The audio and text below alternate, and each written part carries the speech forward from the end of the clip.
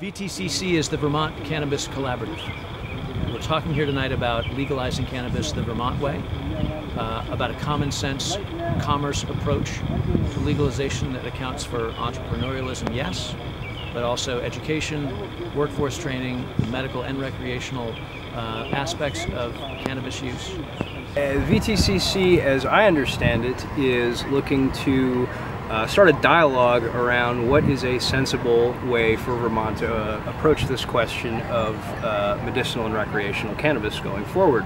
This is not a state that really appreciates agribusiness. This is a state that really appreciates our small family farms. I'm very, very for medical marijuana. And I feel like it's inevitable, and let's do it right. So let's put our smart brains together and have legalized cannabis come out in Vermont, and it's done well, where people look at us and say, geez, let's do it how they did it. Can we help shape the foundation of what we see as the next whole new industry, to shape it into a form that suits Vermont? Artisanal, organic, small-scale, distributed, and done in such a way that the capital stays within Vermont. Our point is it's going to happen, so we want to do it the best. We want to have the best research, we want to have the best measurements, we want to have quality, organic, raw materials. How can the highest quality outcome happen? How can an artisanal product that would be unique and appropriate to a Vermont expression happen? How can we create dozens or hundreds of new businesses?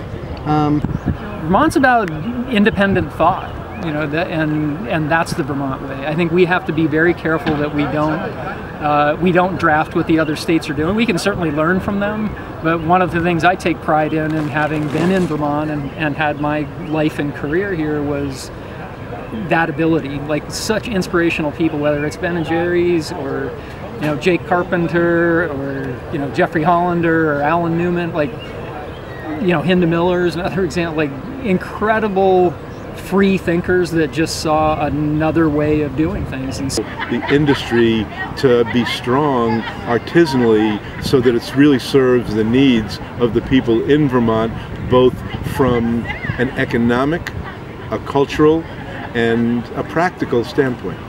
I think I'm a person that recognizes opportunity, and I say to myself and my colleagues, when have we ever had an opportunity to create from scratch an economic and social multiple bottom line structure? In our vision is creating a business cluster in 2020 that really helps a new industry thrive, to do that at the highest quality level, to do that creating a sense of regional, if not national prominence as to quality, innovation, methods of growing, methods of processing.